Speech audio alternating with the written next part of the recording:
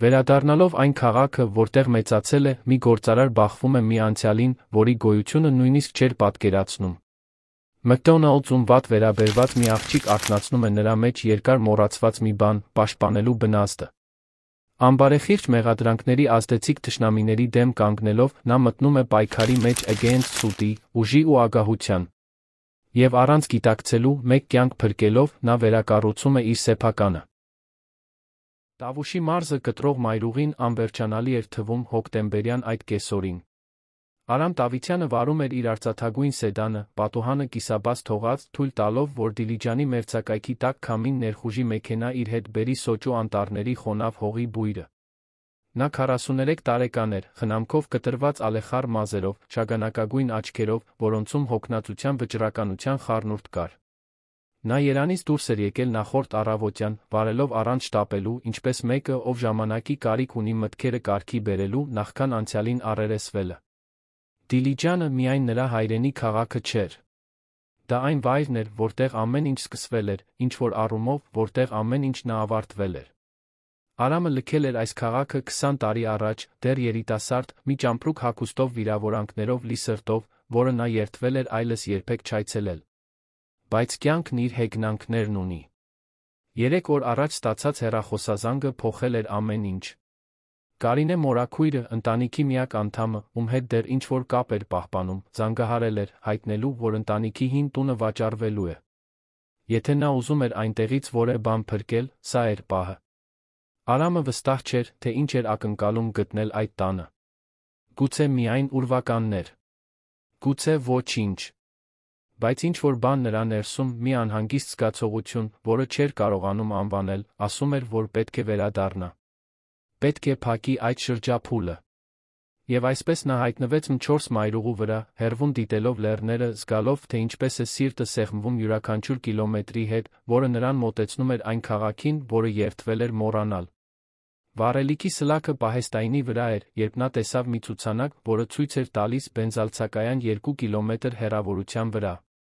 Կողքին կար մի ճամփեզրի խորտկարան, այն տիպիկ հայկական շինություններից մեկը, կղմինդրե տանիքով, սպիտակ դեղին ներկված պատերով մի պատշգամբով, պլաստմասե սեղաններով, որտեղ բեռնատարների վարորդներն ու ճանապարհորդները կանգ էին առնում սուրճ խմելու գաթա ուտելու համար։ Արամը ժպտաց, տեսնելով լուսավոր ցուցանակը, որի վրա խունացած կարմիր տառերով գրված էր ճամփեզրի խորտկարան։ Այդ վայրը կարծես այլ դարաշրջանից լիներ։ Նա մեքենան կայանեց մուտքի մոտ, անջատեց շարժիչը, խորը շունչ քաշեց։ Ճանապարհը երկար էր, մարմինը հանգիստ էր պահանջում։ Մեքենայից իջնելով նա ձգեց ոտքերը զգաց թարմ սուրճի բույրը, խառնված խոհանոցից եկող տապակածի հոտի հետ։ Ոգորված ձայների ափսեների ու պատառաքաղների ձայնը հյուրընկալ մթնոլորտ էր ստեղծում։ Արամը մտավ հաստատություն նրան դիմավորեց վանդակավոր գոգնոցով մի մատուցողուհի, որը նրան ավտոմատ ժպիտ պարգև ցույց տվեց մի սեղան պատուհանի մոտ։ Նա պատվիրեց սուրճ կաթով, գաթապանիր, մի կտոր կեքս։ Սպասելիս նա դիտում էր շուրջը տեղի ունեցող շարժը։ Մի տարեց զույգ կար, որոնք կիսում էին իրենց ուտելիքը, 2 բեռնատարի վարորդներ խոսում էին ֆուտբոլից, մի միջին տարիքի կին, որը զայրացած ձայնով խոսում էր հեռախոսով։ Դա Հայաստանի սովորական պատկերն էր, որը նա լավ գիտեր։ Արամը վերցրեց բջջայինը, ստուգեց հաղորդագրությունները։ Ոչ մի կարևոր բան։ Միայն աշխատանքային նամակներ, որոնք կարող էին սպասել։ Հենց այդ ժամանակ նա լսեց մի խուլ լաց։ Դա սովորական լաց չէր։ Դա հուսահատ լաց էր, վախով լի, որը գալիս էր խորտկարանի հետնամասից։ Արամը գիտեց հոնքերը շուրջը նայեց, փորձելով պարզել, թե որտեղից է գալիս ձայնը։ Մյուս հաճախորդները կարծես անտարբեր էին, տարված իրենց զրույցներով։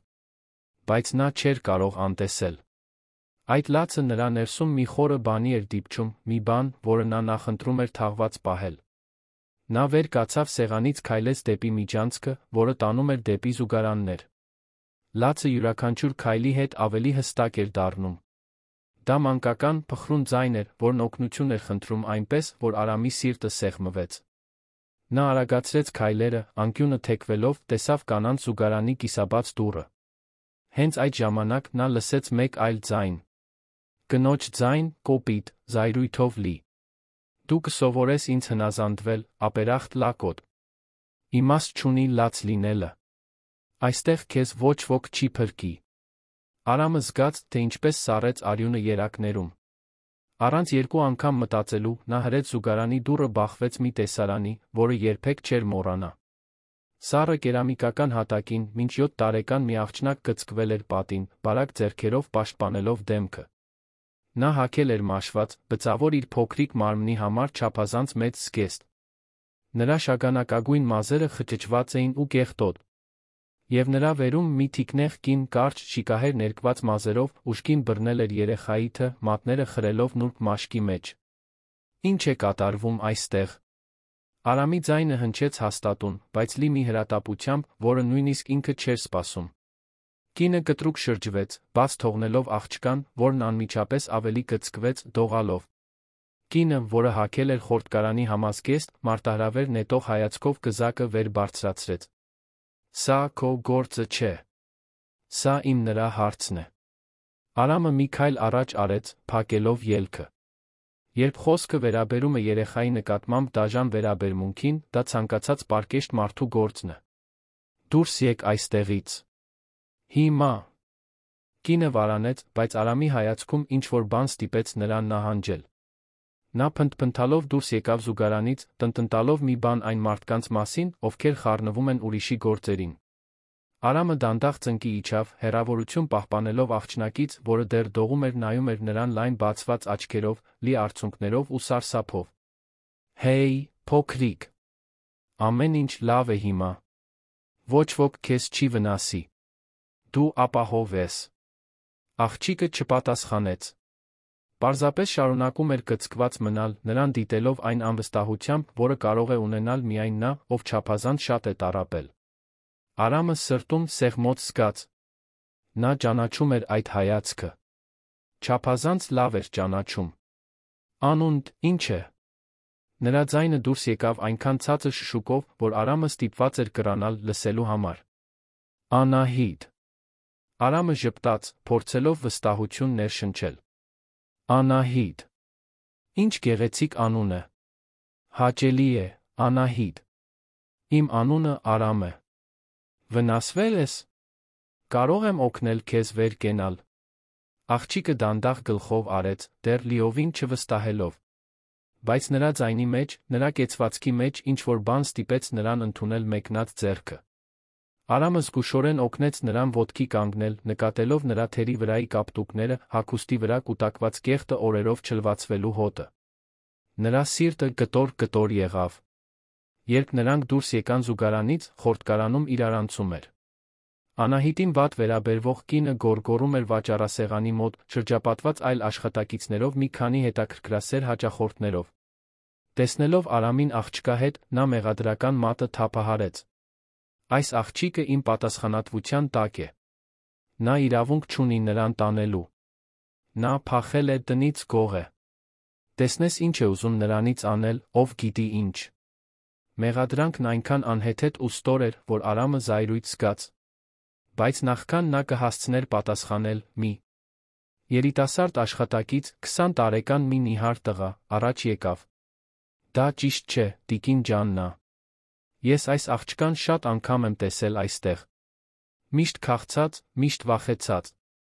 Դուք երբեք նրա հետ լավ չեք վարվել։ Այստեղ բոլորը դա գիտեն։ Մյուս հաճախորդները սկսեցին տնտնտալ, ոմանք համաձայնելով, ոմանք պարզապես դիտելով խառնաշփոթը։ Ջաննա անունով կինը կարմրեց զայրույթից, բայց չկարողացավ հերքել վկայությունը։ Արամն օգտվեց պահից։ Ես կզանգահարեմ իշխանություններին։ Այս երեխան ակնհայտորեն անտեսված վիճակում է օգնության կարիք ունի։ Եթե դուք իսկապես նրա օրինական խնամակալն եք, ստիպված կլինեք դա ապացուցել համապատասխան մարմիններին։ Նա հանեց բջջայինը, հավաքեց համարը։ Զանգին արագ պատասխանեցին։ Արամը հստակ բացատրեց իրավիճակը, հայտնեց խորտկարանի հասցեն, խնդրեց, որ խնամակալության հոգաբարձության մարմնից մեկին ուղարկեն։ Խոսելիս նա ձեռքը պահում էր Անահիտի ուսին, զգալով նրա փոքրիկ մարմնի դողը։ Նա ոչինչ չէր ասում, պարզապես նայում էր հատակին, կարծես ցանկանալով անհետանալ։ Սպասումը կարծես անվերջանալի էր։ Ջաննան շարունակում էր փորձել վիճել, պնդելով, որ Անահիտը համառ է, որ փախչում է տնից, որ ինքը պարզապես փորձում էր նրան դաստիարակել։ Բայց նրա բերանից դուրս եկած յուրաքանչյուր խոսք կեղծ էր հնչում, բեմադրված։ Արամը ոչ մի բանի չէր հավատում։ Եվ երբ խնամակալության մարմնի ներկայացուցիչները վերջապես ժամանեցին Նարինե անունով սոցիալական աշխատողը Պողոս անունով միջին տարիքի խնամակալը, պարզ դարձավ, որ նրանք նույնպես չէին հավատում։ Նարինեն 40 անց մի կին էր, մազերը հավաքված խրձի մեջ բարի աչքերով, որոնք արագ գնահատեցին իրավիճակը։ Նա կռացավ Անահիտի առաջ փափուկ ձայնով խոսեց, ներկայանալով հարցնելով, թե արդյոք աղջիկը լավ է։ Անահիտը պարզապես գլխով արեց, դեռ շատ չխոսելով։ Նարինեն անհանգիստ հայացքով նայեց Պողոսին, նախքան ջաննային դառնալը։ Տիկին, դուք պետք է ուղեկցեք մեզ, բացատրություններ տալու համար։ Իսկ երեխան կտեղափոխվի ժամանակավոր ապաստարան, մինչ մենք պատշաճ կերպով կհետաքննենք իրավիճակը։ Ջաննան բողոքեց, գոռաց, սպառնաց բոլորին դատի տալ, բայց վերջում այլ ընտրություն չուներ։ Պողոսը համոզվեց, որ գրանցի տեսարանին ականատես եղած աշխատակիցների հաճախորդների ցուցմունքները, ներառյալ այն երիտասարդի, որն ավելի վաղ խոսել էր։ Արամը նույնպես իր ցուցմունքը տվեց, նկարագրելով հենց այն, ինչ տեսել էր զուգարանում։ Մինույն ժամանակ Նարինեն ցածր ձայնով խոսում էր Անահիտի հետ, փորձելով նրան հանգստացնել։ Նախքան աղջկան տանելը, Նարինեն մոտեցավ Արամին։ Շնորհակալություն, որ միջամտեցիք։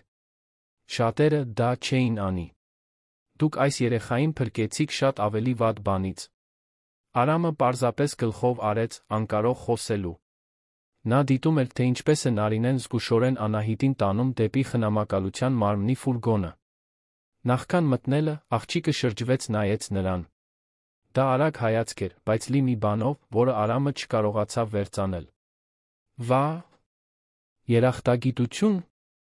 Հու իս… Երբ ֆուրգոնը հեռացավ, Արամը տարօրինակ դատարկություն զգաց։ Նա վերադարձավ սեղանի մոտ, որտեղ սուրճն արդեն սառել էր, իսկ գաթան անձեռնմխելի։ Նա այլս սոված չէր։ Վճարեց հաշիվը, դուրս եկավ խորտկարանից, բայց չէր կարողանում Անահիտի պատկերը հանել մտքից։ Այդ վախեցած, կծկված, վատ վերաբերմունքի ենթարկված աղջիկը։ Նա ճանաչում էր այդ զգացողությունը։ Չափազանց լավ էր ճանաչում։ Արամն գիշերն անցկացրեց Դիլիջանի մուտքի մոտ գտնվող մի համեստ հյուրանոցում, բայց քունը չէր տանում։ Նա նայում էր առաստաղին, անընդհատ վերապրելով խորտկարանի տեսարանը։ Հաջորդ առավոտյան նա վերցրեց այցեքարտը, որը Նարինեն տվել էր նրան, զանգահարեց։ Պետք է իմանար, թե ինչպես է Անահիտը։ Պետք է համոզվեր, որ նա ապահով է։ Նարինեն պատասխանեց երրորդ զանգին կարծես զարմացած, բայց գոհ էր զանգից։ Արամ, ինչ լավ է ձեզ լսել։ Անահիտը լավ է, որքան հնարավոր է։ Նա երեկոյան բժշկական զննում է անցել։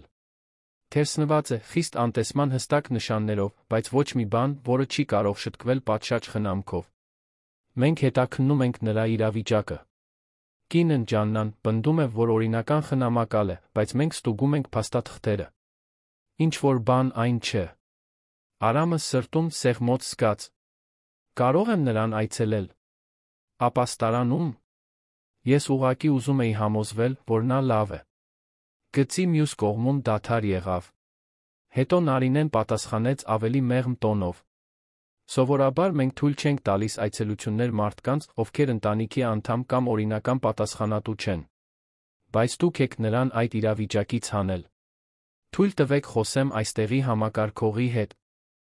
Ես ձեզ հետ կկապնվեմ։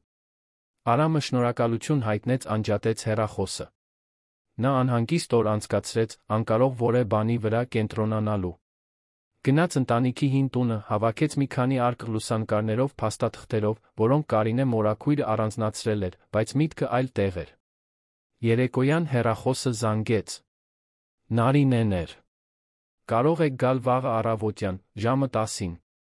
Ապաստարանը գտնվում է Ակացիաների փողոցում, համար 345, Գետափնյա թաղամասում։ Անահիտը ոգորվեց, երբ իմացավ, որ ուզում եք նրան այցելել։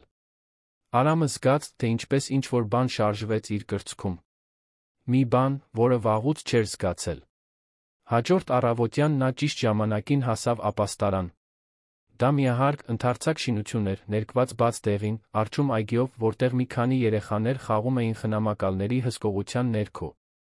Արամին դիմավորեց Նարինեն, որը նրան տարավ ընդհանուր սենյակ մի հարմարավետ տարածք գունավոր բազմոցներով, գրքերով լի դարակներով հատակին սփռված խաղալիքներով։ Անահիտը նստած էր մի անկյունում, նոթատետրում նկարելով։ Երբ տեսավ Արամին, նրա աչքերը լուսավորվեցին։ Նա չվազեց դեպի նա, բայց դեմքին հայտնվեց մի ամաչկոտ ժպիտ, որը հալեցրեց Արամի սիրտը։ Բար, Անահիտ։ Ինչպե՞ս ես։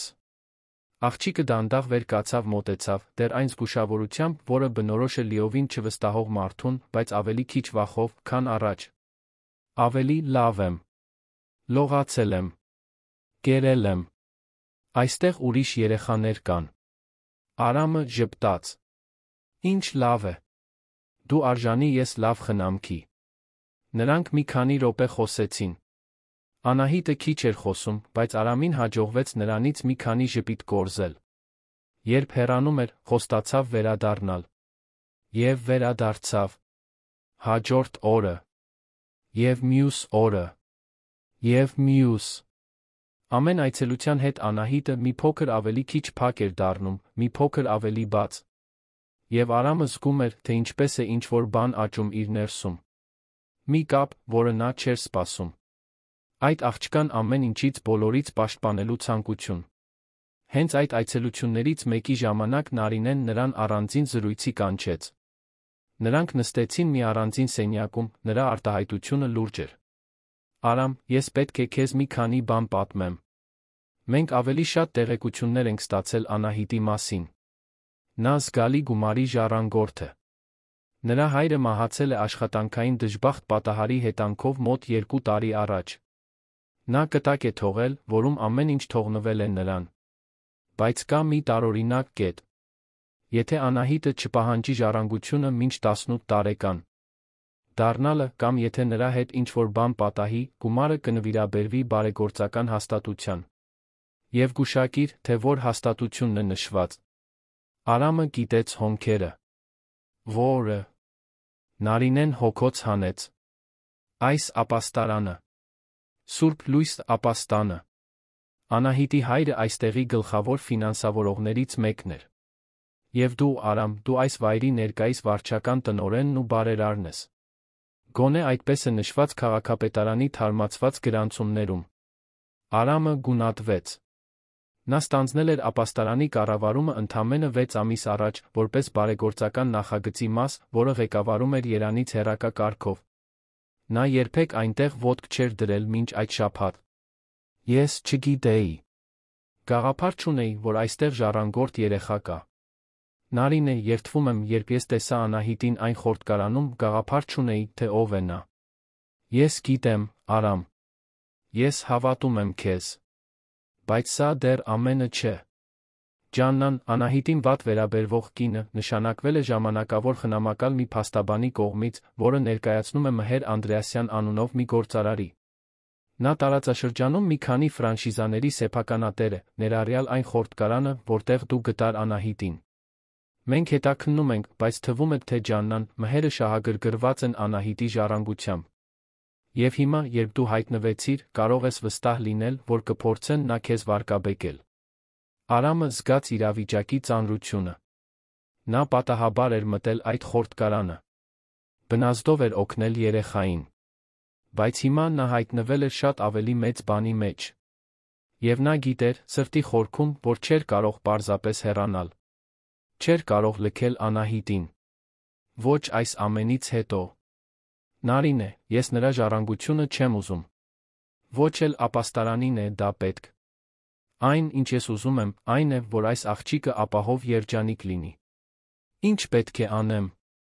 Նարինեն ձեռքը դրեց նրա ձեռքին, որպես համերաշխության նշան։ Շարունակիր անել այն, ինչ անում ես։ Շարունակիր ներկա լինել։ Մենք պետք է պայքարենք, Արամ։ Որովհետև Ջաննան Մհերը հեշտությամբ չեն հանձնվի։ Նրանք ամեն ինչ կփորձեն Անահիտի խնամակալությունը վերականգնելու համար։ Եվ մենք պետք է պատրաստ լինենք։ Արամը գլխով արեց։ Նա հստակ չգիտեր, թե ինչի մեջ է ընկնում, բայց մի բան հաստատ էր, նա այդ աղջկան մենակ չէր թողնելու։ Ոչ նորից։ Երբեք նորից։ Հաջորդ շաբաթները բերեցին մի առօրյա, որը Արամը երբեք չէր պատկերացնի։ Նա, որն ապրում էր աղյուսակների, գործադիր ժողովների գործուղումների մեջ, այժմ վաղ առավոտյան արթնանում էր, Դիլիջանի ապաստարան այցելելու համար, իր հետ տանելով հեքիաթների գրքեր, նկարչական պարագաներ, միշտ ժպիտ դեմքին Անահիտի համար։ Աղջիկը ծաղկում էր։ Դա տեսանելի էր։ Նրա մազերը, այժմ մաքուր սանրված, փայլում էին արի լույսի տակ։ Նրա այտերը, որոնք առաջ ներս ընկած էին, սկսում էին գույն ստանալ։ Եվ ամենակարևորը, նա սկսում էր ծիծաղել։ Դեռ ամաչկոտ, գրեթե անհավատալի ծիծաղ, կարծես ինքն էլ չէր ճանաչում իր բերանից դուրս եկող այդ ձայնը։ Արամը բռնում էր իրեն նրա մասին մտածելիս, երանի իր թիմի հետ վիրտուալ հանդիպումների ժամանակ։ Մտածում էր, թե ինչպես էր նա բռնել իր ձեռքը վերջին այցելության ժամանակ, ինչպես էին նրա աչքերը լուսավորվում, երբ նա գալիս էր, ինչպես էր նա սկսել իրեն անվանել Քերի Արամ։ Դա նրա ներսում ինչ-որ բան էր շարժում։ Մի բան, որը նա վաղուց թաղել էր, երբ դեռ տղա էր, ինքն իրեն խոստացել էր, որ այլևս երբեք ոչ ոքի չի կապվի։ Բայց Անահիտը կոտրում էր նրա բոլոր պաշտպանական պատերը։ Եվ նա չգիտեր, դա իրեն վախեցնում էր, թե բուժում։ Նոյեմբերյան մի անձրոտ օր էր, երբ ամեն ինչ սկսեց փլուզվել։ Արամն ապաստարանում էր, օգնում էր Անահիտին մաթեմատիկայի տնային աշխատանքի հարցում, երբ Նարինեն լարված արտահայտությամբ մտավ ընդհանուր սենյակ։ Նա նշան արեց, որ Արամը հետի իրեն գրասենյակ։ Արամը ստամոքսում սեղմոց զգաց։ Ինչ է պատահել։ Նարինեն փակեց դուռը իր հետից խորը հոգոց հանեց, նախքան համակարգիչը միացնելը։ Էկրանին հայտնվեց տեղական լրատվական պորտալի գլխավոր էջը։ Վերնագիրը ստիպեց Արամի արյունը սառչել։ Գործարարը մեղադրվում է երեխայի առանգման մեջ միլիոնավոր ժառանգությանը հասանելիություն ստանալու համար։ Ապաստարանը հետաքննվում է անկանոն գործելակերպի համար։ Արամը զգաց, թե ինչպես են ոտքերը թուլանում։ Արագ կարդաց հոդվածը։ Դա փաստերի լիակատար աղավաղում էր։ Ըստ հոդվածի, նա օգտվել էր խորտկարանում ստեղծված իրավիճակից երեխային իր օրինական խնամակալից հեռացնելու համար, նպատակ ունենալով աղջկան պահել իր կողմից կառավարվող ապաստարանում, նրա ժառանգությանը հասանելիություն ստանալու համար։ Ջաննան ներկայացվում էր որպես սիրող հուսահատ մայր, որը անարդարացիորեն բաժանվել էր իր խնամարկյալից։ Նույնիսկ նրա լացող լուսանկարը կար, Անահիտի նկարը ձեռքին։ Սա սուտ է։ Այս ամենը սուտ է։ Ես գիտեմ, Արամ։ Բայց նրանք ազդեցություն ունեն։ Մհեր Անդրեասյանը կապեր ունի լրատվամիջոցներում։ Նա է սրա հետում կանգնած։ Եվ սա դեռ ամենը չէ։ Նարինեն բացեց բրաուզերի մեկ այլ ներդիր։ Սոցիալական ցանցերը եռում էին։ Կեղծ պրոֆիլներ կային, որոնք տարածում էին պատմությունը, բորբոքված մեկնաբանություններ, որոնք Արամին մեղադրում էին մանիպուլյատոր լինելու մեջ, պահանջում էին, որ Անահիտին վերադարձնեն Ջաննային։ Նույնիսկ առցանց ստորագրահավաք կար, որը պահանջում էր դատախազության միջամտությունը։ Արամը ձեռքը տարավ դեմքին, զգալով այս ամենի ծանրությունը։ Ինչպես ենք պայքարելու սրա դեմ։ Նարինեն խորը շունչ քաշեց։ Ճշմարտությամբ։ Մենք ունենք խորտկարանի անվտանգության տեսախցիկի տեսագրությունը։ Ունենք աշխատակիցների հաճախորդների ցուցմունքները։ Ունենք Անահիտի բժշկական եզրակացությունները, որոնք ցույց են տալիս անտեսումը։ Բայց Արամ, սա ճակատամարտ է լինելու։ Նրանք փող ունեն, լրատվամիջոցներ ունեն, թանկարժեք փաստաբաններ ունեն։ Մենք պետք է պատրաստ լինենք ամենավատին։ Արամը գլխով արեց, բայց միտքն այլ տեղ էր։ Նա մտածում էր Անահիտի մասին։ Ինչպես պաշտպանել նրան այս ամենից։ Նա չպետք է իմանար։ Դեռ ոչ։ Նա նոր էր սկսում իրեն ապահով զգալ, վստահել։ Եթե իմանար, որ իր շուրջ այսպիսի խառնաշփոթ կա, նորից կփակվեր իր մեջ։ Եվ նա թույլ չէր տա դա։ Հաջորդ օրերին ճնշումն ավելացավ։ Լրագրողները սկսեցին հայտնվել ապաստարանի դռան մոտ, փորձելով հարցազրույցներ վերցնել աշխատակիցներից, նույնիսկ երեխաներից։ Քաղաքապետարանն ուղարկեց տեսուչների անսպասելի ստուգման, պնդելով անանուն բողոքներ անկանոնությունների մասին։ Արամը գիտեր, որ այս ամենը կազմակերպված էր Մհերի կողմից։ Գործարարն օգտագործում էր իր ողջ ազդեցությունը, ապաստարանը ապակայունացնելու, բացասական կերպար ստեղծելու Ջաննայի համար բարենպաստ դատական որոշում կայացնելու համար։ Նարինեն իրավաբանական թիմն անխոնջ աշխատում էին։ Նրանք ստացան դատական որոշում, արգելելու լրատվամիջոցներին մոտենալ երեխաներին։ Ուժեղացրին ապաստարանի անվտանգությունը։ Եվ ամենակարողը սկսեցին ապացույցներ հավաքել։ Հենց այդ ժամանակ Լուկասը, խորտկարանի երիտասարդ աշխատակիցը, որը վկայել էր Անահիտի օգտին, հայտնվեց ապաստարանում հրատապ արտահայտությամբ։ Ես պետք է խոսեմ պարոն Արամի հետ։ Դա կարևոր է։ Լուկասին տարան հանդիպումների սենյակ։ Նա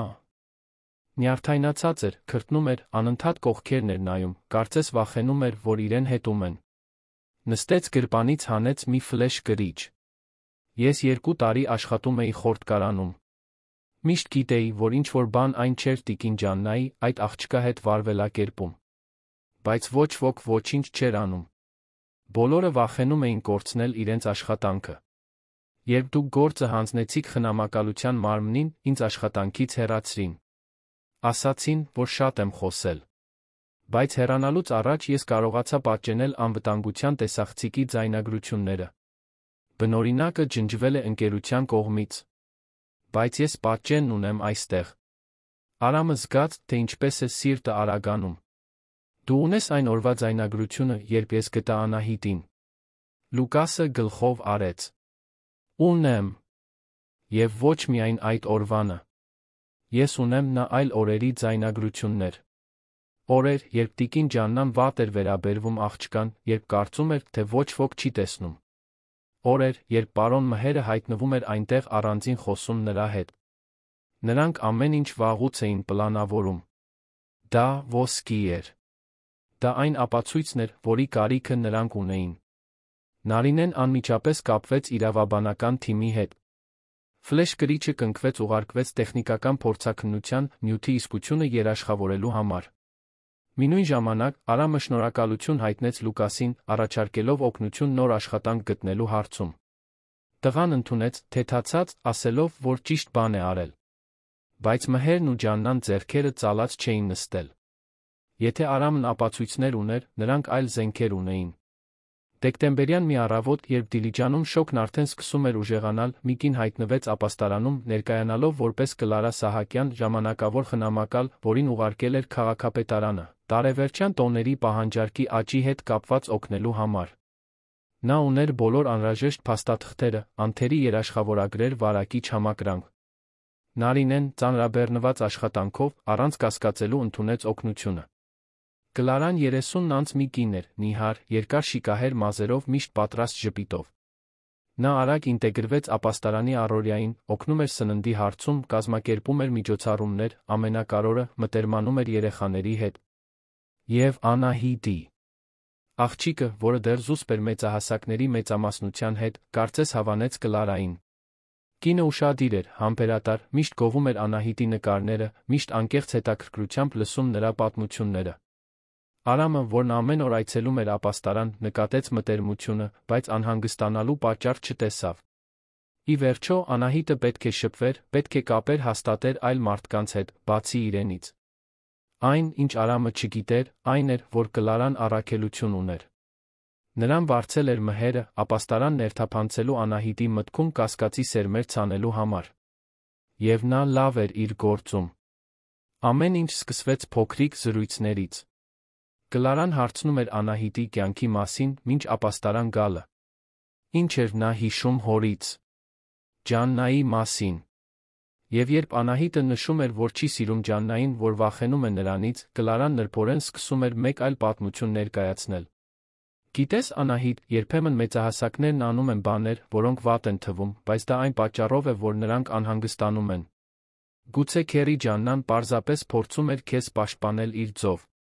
Երբեմն մարդիկ կոպիտ են լինում, որովհետև կյանքը նրանց հետ նույնպես կոպիտ է եղել։ Անահիտը կիտում էր հոնքերը, շփոթված։ Բայց նա ինձ ցավեցնում էր։ Նա գոռում էր ինձ վրա։ Կլարան տխուր արտահայտությամբ հոգոց հանեց։ Ես գիտեմ, սիրելիս։ Եվ դա ճիշտ չէր։ Բայց գիտես, երբեմն մարդիկ զղջում են։ Երբեմն նրանք երկրորդ հնարավորություն են ուզում։ Դու չէիր ուզենա ներել մեկին, ով քեզ ցավեցրել է, եթե այդ մարդն իսկապես զղջար։ Անահիտը չգիտեր ինչպես պատասխանել։ Այդ զրույցները նրան շփոթեցնում էին։ Նա սիրում էր Կլարային, վստահում էր նրան։ բայց ինչ-որ բան նրա ներսում ասում էր, որ դա ճիշտ չէ։ Այնուամենայնիվ, նա ոչ ոքի չէր պատմում։ Ոչ Նարինեին։ Ոչ քեռի Արամին։ Վախենում էր, որ եթե պատմի, Կլարան կգնա։ Եվ նրան դուր էր գալիս ունենալ մեկին, ով իրեն լսում է։ Հենց այդ ժամանակ իրավիճակը սրվեց։ Մի կեսօր, երբ մյուս երեխաները բակում խաղում էին, իսկ Անահիտը մենակ էր ապաստարանի գրադարանում, Կլարան հայտնվեց մի ծրարով։ «Անահիտ, ես պետք է քեզ մի բան ցույց տամ։ Բայց սա մեր գաղտնիքն է, լավ։ Դեռ ոչ ոքի չես կարող պատմել»։ Աղջիկը գլխով արեց, հետաքրքրված։ Կլարան բացեց ծրարը, հանեց մի լուսանկար։ Դա հին, մի փոքր խունացած նկար էր, որտեղ մի ժպտացող տղամարդ կանգնած էր մի կնոջ կողքին։ Անահիտն անմիջապես ճանաչեց տղամարդուն։ Դա իր հայրն էր։ «Սա իմ հայրն է»։ Կլարան ժպտաց։ «Այո։ Իսկ սա քո մայրն է։ Նա քեզ շատ է սիրում, Անահիտ։ Նա շատ է կարոտել քեզ։ Նա ինձ խնդրեց քեզ տալ այս նկարը, ասել, որ երբեք քեզ չի մոռացել։ Որ շատ է ուզում քեզ նորից տեսնել»։ Անահիտը դողացող ձեռքերով վերցրեց նկարը։ Նա չէր հիշում մորը։ Ուներ միայն անորոշ, կծկտուր հիշողություններ։ Պատմությունը, որը նա գիտեր, պատմել էր հայրը մահանալուց առաջ, այն էր, որ մայրը հեռացել էր, երբ ինքը շատ փոքր էր։ Բայց հիմա, նայելով այդ նկարին, Անահիտը զգաց, թե ինչպես է ինչ-որ բան շարժվում իր ներսում։ Հույս։ Ցավ։ Այնքան մեծ շփոթություն, որ աչքերը լցվեցին արցունքներով։ Նա ուզում է ինձ տեսնել։ Կլարան գրկեց Անահիտին, ուժգին սեղմելով նրան։ Ուզում է, սիրելիս։ Բայց կան մարդիկ, որոնք խանգարում են դրան։ Կան մարդիկ, որոնք չեն ուզում, որ դուք միասին լինեք։ Դրա համար էլ սա գաղտնիք է։ Դու պետք է ուժեղ լինես, լավ։ Եվ երբ ժամանակը գա, դու կկարողանաս ընտրել մնալ նրա հետ, ով իսկապես քեզ սիրում է։ Այդ խոսքերը արձագանքում էին Անահիտի գլխում։ Նա պահեց նկարը գրպանում, ոչ ոքի չպատմեց։ Բայց ինչ-որ բան փոխվել էր նրա ներսում։ Նա սկսեց ավելի լուռ, ավելի հեռու լինել։ Արամը նկատեց։ Իր այցելությունների ժամանակ հարցնում էր, թե արդյոք ամեն ինչ կարգին է։ Անահիտը պարզապես ասում էր. «Այո», բայց նրա աչքերը այլ պատմություն էին պատմում։ Նարինեն էր, որ վերջապես նկատեց, որ Կլարայի հետ ինչ-որ բան այն չէ։ Նա սկսեց կասկածել, երբ կնոջը մենակ տեսավ Անահիտի հետ տարօրինակ ժամերի, միշտ շուկով զրույցների մեջ, որոնք դադարում էին, հենց որ մեկը մոտենում էր։ Որոշեց հետաքննել։ Զանգահարեց քաղաքապետարան, պարզեց, որ Կլարա Սահակյան անունով ժամանակավոր խնամակալ երբեք չի ուղարկվել։ Փաստաթղթերը գեղձ էին։ Ամեն ինչ գեղձ էր։ Նարինեն առերեսվեց Կլարայի հետ, Արամի երկու անվտանգության աշխատակիցների ներկայությամբ։ Կինը, անկյուն քշված, փորձեց հերքել, բայց երբ նրանք տեսան ապաստարանի անվտանգության տեսախցիկների ձայնագրությունները, նկատեցին նրա մեկուսացված շփումները Անահիտի հետ, այլս թաքցնելու հնարավորություն չկար։ Կլարան վերջապես խոստովանեց։ Նրան վարձել էր մհերը։ Նրա առաքելությունն էր հուզականորեն մանիպուլացնել Անահիտին, ստիպել աղջկան կասկածել իր շրջապատի մարդկանց վրա, սերմանել այն գաղափարը, որ Ջաննան այնքան էլ վատը չէր, որ նրան սպասում է սիրող մայր։ Արամն այնքան խորը զայրույթ զգաց, որ ստիպված էր հեռանալ, չպայթելու համար։ Ինչպես կարող էր մեկը այդքան դաժան լինել։ Ինչպես կարող էր մեկը այդպես մանիպուլացնել երեխային։ Կլարային վտարեցին ապաստարանից, ոստիկանությունում հաղորդում գրանցվեց։ Բայց վնասն արդեն հասցված էր։ Անահիտին այդ գիշեր գտան իր սենյակում, նստած մահճակալին, գրկած բարձը, ձեռքին այն լուսանկարը, որը տվել էր Կլարան։ Նա լուռ լալիս էր, մի լաց, որը սիրտ էր կոտրում։ Նարինեն անմիջապես կանչեց Արամին։ Երբ նա մտավ սենյակ, տեսավ Անահիտին այդ վիճակում, սիրտը սեղմվեց։ Անահիտ, ի՞նչ է պատահել, աղջիկս։ Աղջիկը բարձրացրեց արցունքներով թրջված դեմքը, ցույց տվեց նկարը։ Նա ասաց, որ մայրս ինձ սիրում է։ Որ ուզում է ինձ տեսնել։ Բայց Կլարան ստեց, չէ՞։ Նա ամեն ինչի մասին ստեց։ Արամը նստեց մահճակալին նրա կողքին, զգուշորեն վերցրեց նկարը։ Նայեց պատկերին։ Ճանաչեց տղամարդուն, հավանաբար Անահիտի հորը։ Բայց նրա կողքի կինը այն չէր, ում մասին ասել էր Կլարան։ Արամը ճանաչում էր այդ հնարքը։ Մաքուր մանիպուլյացիա։ Անահիտ, ես չգիտեմ, թե ով է այս կինը նկարում։ Կարող է լինել քո մայրը, կարող է ոչ։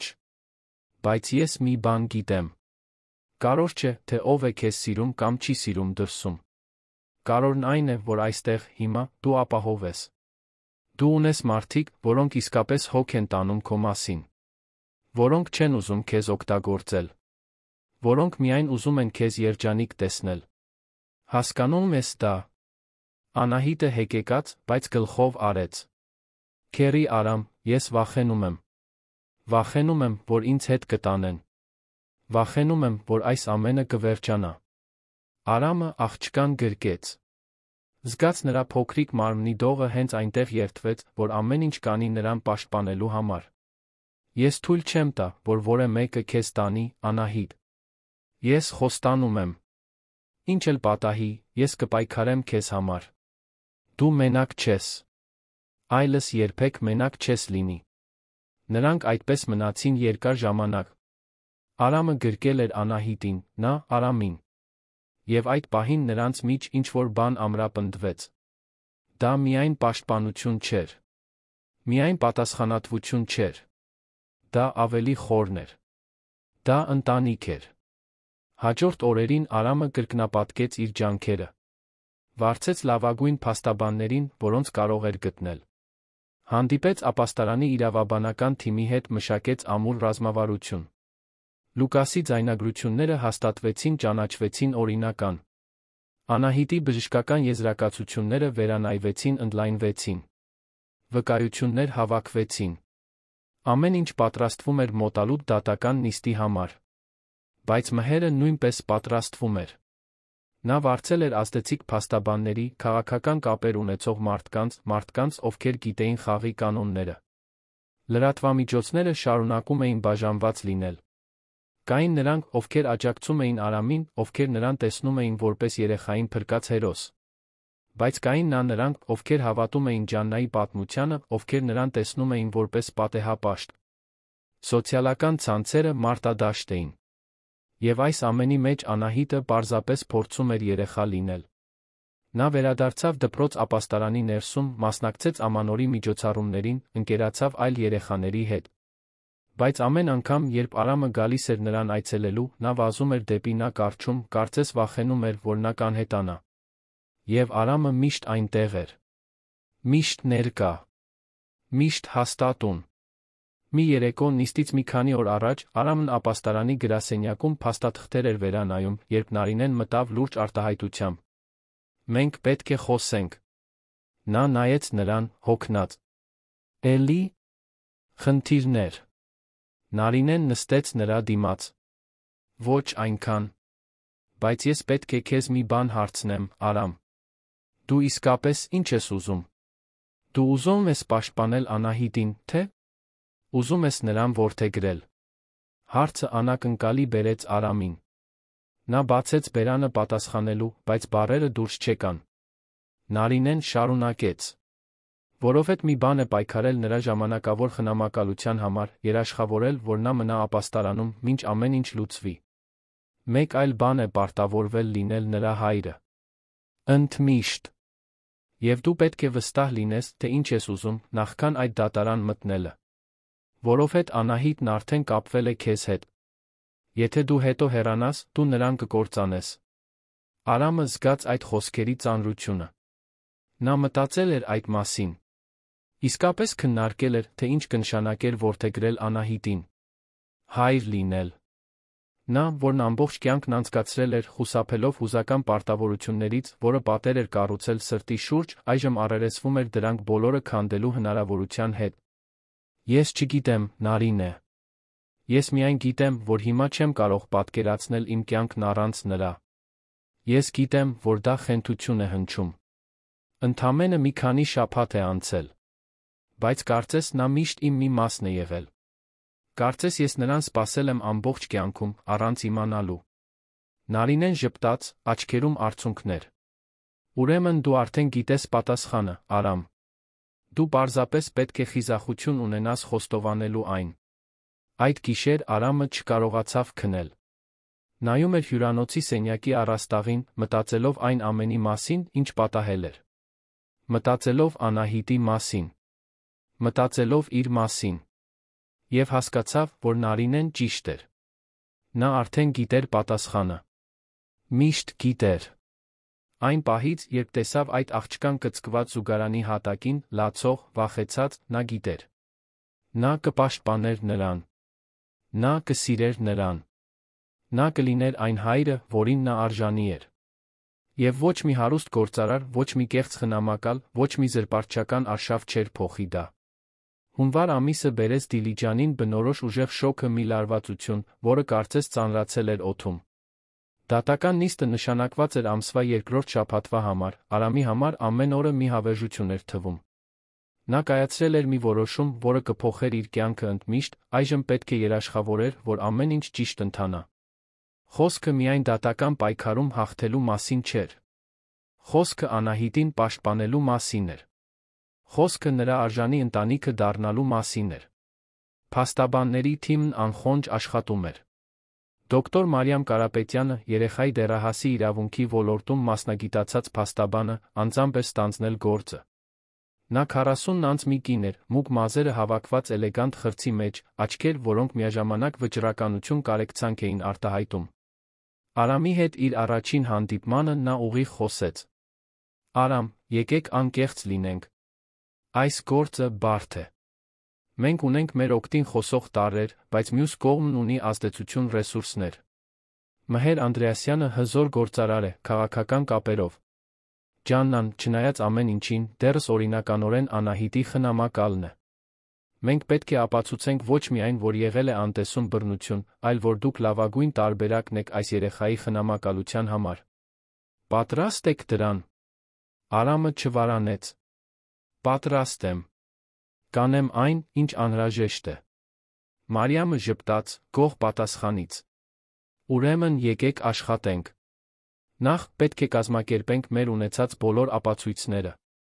Լուկասի բերած ձայնագրությունները մեր ամենաուժեղ կտորն են։ Դրանք հստակ ցույց են տալիս բռնությունը։ Բայց մեզ պետք են նա Անահիտի թարմացված բժշկական եզրակացությունները, որոնք ցույց են տալիս նրա վերականգնումը ապաստարան գալուց հետո։ Մեզ պետք են մարդկանց վկայությունները, ովքեր ամեն օր շփվում են նրա հետ։ Եվ մեզ պետք եք դուք, Արամ։ Դուք պետք է բարձրանաք այդ ամբիոն ձեր սեփական խոսքերով ասեք, թե ինչու եք ուզում Անահիտի խնամակալությունը։ Եվ պետք է համոզեք դատավորին, որ դա ոչ մի կապ չունի փողի կամ ժառանգության հետ։ Արամը չոր կուլ տվեց։ Իր զգացմունքների մասին խոսելը երբեք նրա ուժեղ կողմը չի եղել։ Բայց Անահիտի համար նա ամեն ինչ կաներ։ Հաջորդ օրերին ապաստարանը դարձավ նախապատրաստական կենտրոն։ Մարիամը նրա թիմը հարցազրույցներ անցկացրին բոլոր աշխատակիցների հետ, հավաքեցին մանրամասն զեկույցներ Անահիտի առաջընթացի մասին, լուսանկարեցին հաստատությունը, փաստաթղթավորեցին աղջկա ստացած խնամքի յուրաքանչյուր ասպեկտ։ Նարինեն անխոնջ էր, տրամադրելով յուրաքանչյուր անհրաժեշտ տեղեկություն, յուրաքանչյուր մանրուք, որը կարող էր օգնել։ Անահիտը իր հերթին նույնպես պատրաստվում էր, բայց նրբանկատորեն։ Մարիամը բացատրեց, որ գուցե նա պետք է խոսի դատավորի հետ, պատասխանի մի քանի հարցի, թե ինչպես է իրեն զգում, ինչ է ուզում։ Աղջիկը սկզբում վախեցավ այդ մտքից, բայց Արամը բռնեց նրա ձեռքը, խոստացավ, որ ամբողջ ընթացքում նրա հետ կլինի։ Պետք չէ վախենալ, Անահիտս։ Պարզապես պետք է ճշմարտությունն ասես։ Ասես, թե ինչպես ես քեզ զգում այստեղ, ապաստարանում։ Եթե երջանիկ ես։ Եթե քեզ ապահով ես զգում։ Անահիտը նայեց նրա աչքերին, Արամն այնտեղ տեսավ մի հասունություն, որը չպետք է լիներ 7 տարեկան երեխայի մեջ։ Նա այնքան էր տառապել, այնքան էր ապրել, որ իրականից մեծ էր թվում։ Ես ինձ ապահով եմ զգում քեզ հետ, քեռի Արամ։ Միայն քեզ հետ։ Այդ խոսքերը օրեր շարունակ արձագանքում էին Արամի գլխում։ Այս ամենի պատասխանատվությունը հսկայական էր։ Նա փոխում էր այդ երեխայի կյանքը։ Եվ իրենը նույնպես։ Մինույն ժամանակ, մյուս կողմում Մհերն ու Ջաննան նույնպես պատրաստվում էին։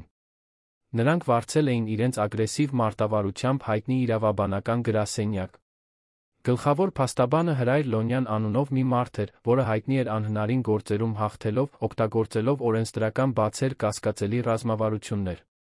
Նա հեղինակություն ուներ, որ իրեն չի հետաքրքրում ճշմարտությունը, այլ միայն հաղթանակը։ Նրանց ռազմավարությունը պարզ էր՝ վարկաբեկել Արամին ապաստարանը, նրանց ներկայացնել որպես շահամոլներ, որոնք Անահիտին պատանդ են պահում ժառանգության պատճառով, Ջաննային ներկայացնել որպես հանգամանքների զոհ մի կին, որը սխալներ է գործել, բայց անկեղծորեն հոգ է տանում երեխայի մասին։ Մհերը կմնար կուլիսներում, օգտագործելով իր ազդեցությունը, ում անհրաժեշտ է, ճնշելու համար։ Նրանք սկսեցին ավելի շատ բամբասանքներ տարածել։ Հորինված պատմություններ հայտնվեցին ապաստարանի մասին, պնդելով, որ այնտեղ երեխաներին վատ են վերաբերվում, որ ֆինանսական անկանոնություններ կան, որ Արամը կեղծ բարերար է, որն օգտագործում է ապաստարանը փողերի լվացման համար։ Այս ամենը ճիշտ չէր, բայց ցեխը նետված էր։ Եվ սոցիալական ցանցերի դարաշրջանում ճշմարտությունը հաճախ այնքան էլ կարևոր չէր, որքան ամենահամոզիչ պատմությունը։ Մարիամը նրա թիմն աշխատում էին յուրաքանչյուր ստի դեմ պայքարել փաստերով։ Հրապարակեցին ապաստարանի աուդիտի հաշվետվությունները, ցույց տալով լիակատար ֆինանսական թափանցիկություն։ Ստացան Սուրբ Լույսը ապաստանից երեխաներ որդեգրած այլ ընտանիքների հայտարարություններ, որոնք բոլորը հիացմունքով էին խոսում Արամի Նարինեի աշխատանքի մասին։ Բայց դա դժվարին պայքար էր։ Յուրաքանչյուր հերկված ստի դիմաց երկու նորն էր հայտնվում։ Հենց այս քաոսի մեջ Արամն անսպասելի զանգ ստացավ։ Դա Անտոն Մարտիրոսյան անունով մի մարդուց էր, Անահիտի հոր նախկին գործընկերոջից։ Պարոն Արամ, իմ անունը Անտոն է։ Ես աշխատել եմ Հովհաննեսի, փոքրիկ Անահիտի հոր հետ։ Իրավիճակի մասին իմացա լրատվամիջոցներից, պետք է խոսեմ ձեզ հետ։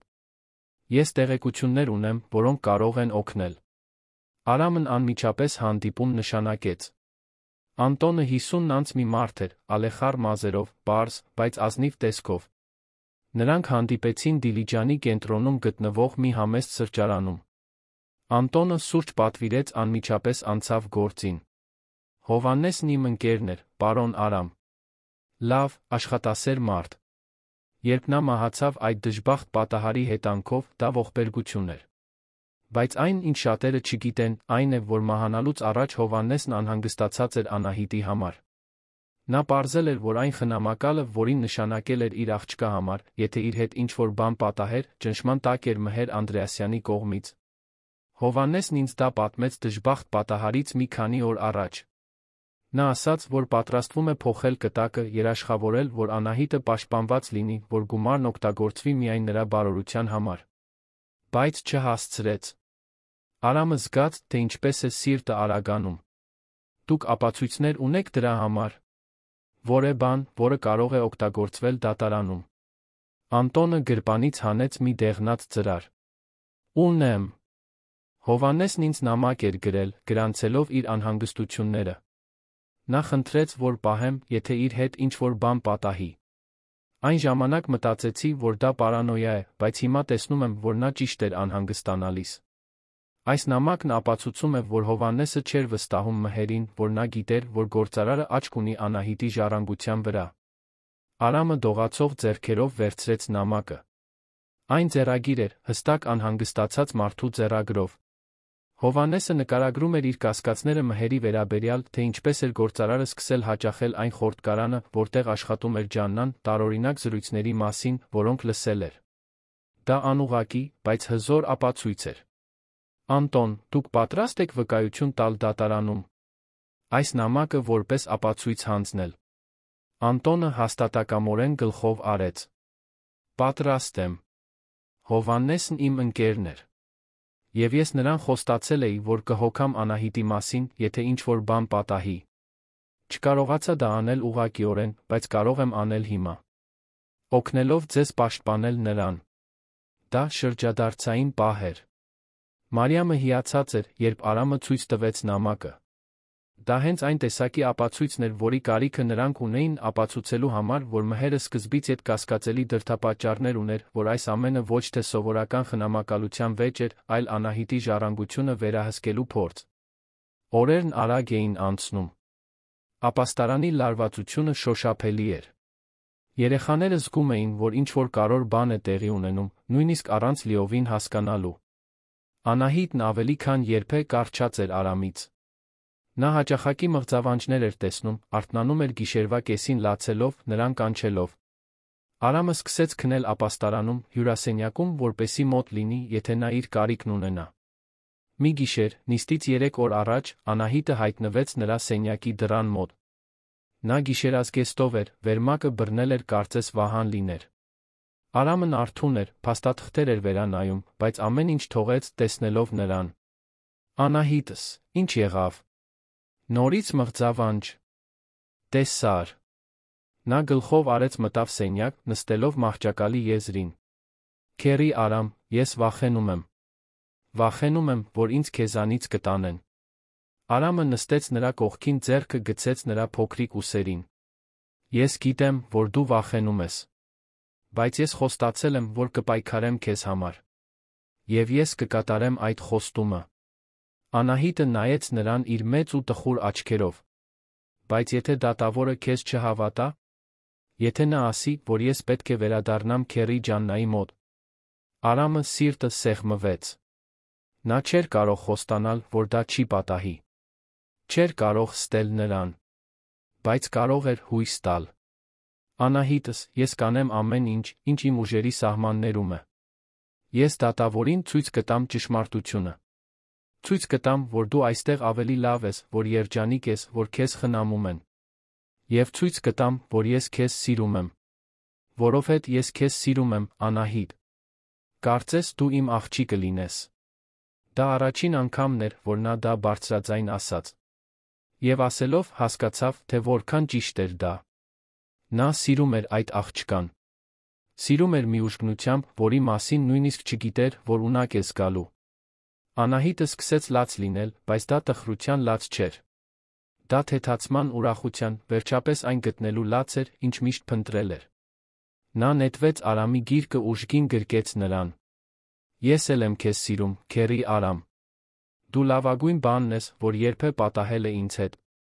Նրանք այդպես մնացին երկար ժամանակ, գրկախառնված, երկուսն էլ լացելով, երկուսն էլ բուժվելով։ Եվ Արամն այդ պահին իմացավ, որ ինչ էլ պատահի դատարանում, նա այլս երբեք այդ աղջկան մենակ չի թողնի։ Նիստի առավոտյան Արամը վաղ արթնացավ։ Հագավ իր լավագույն կոստյումը, զգուշորեն սափրվեց, փորձեց վստահ տեսք ունենալ, չնայած նյարդայնությունից ստամոքսը կծկվել էր։ Անահիտին նույնպես պատրաստեցին։ Նարինեն նրա համար ընտրեց մի պարզ, բայց գեղեցիկ զգեստ, սիրով սանրեց նրա մազերը քաջալերող խոսքեր ասաց։ Դու շատ խիզախ աղջիկ ես, Անահիտս։ Եվ ինչ էլ պատահի այսօր, հիշիր, որ քեզ սիրում են։ Մենք բոլորս այստեղ քեզ սիրում ենք։ Եվ Քերի Արամը, հատկապես, քեզ շատ է սիրում։ Անահիտը պարզապես գլխով արեց, բայց նրա աչքերը ցույց էին տալիս իր զգացած վախը։ Դատարանը լեփ-լեցուն էր։ Լրատվամիջոցները օգտվել էին գործից, այն վերածելով ներկայացման։ Դրան մոտ տեսախցիկներ կային, լրագրողներ, որոնք փորձում էին հայտարարություններ ստանալ, հետաքրքրասերներ, որոնք ուզում էին դիտել դատավարությունը։ Մարիամը նրա թիմն արդեն այնտեղ էին, կազմակերպում էին փաստաթղթերը, վերանայում ռազմավարությունը։ Մյուս կողմում Հրայր Լոնյանը նրա թիմը նույնն էին անում։ Ջաննան այնտեղ էր, պարզ հագնված, կեղծ խոնարհության արտահայտությամբ։ Մհերը սենյակի հետնամասում էր, զուսպ, բայց ներկա, ինչպես իր նվագախումբը դիտող դիրիժոր։ Դատավորը մտավ սենյակ։ Նա միջին տարիքի մի կին էր, կարճ մազերով, ակնոցով լուրջ արտահայտությամբ։ Դատավոր Հելենա Ռուբինյանը հեղինակություն ուներ որպես արդար, բայց խիստ։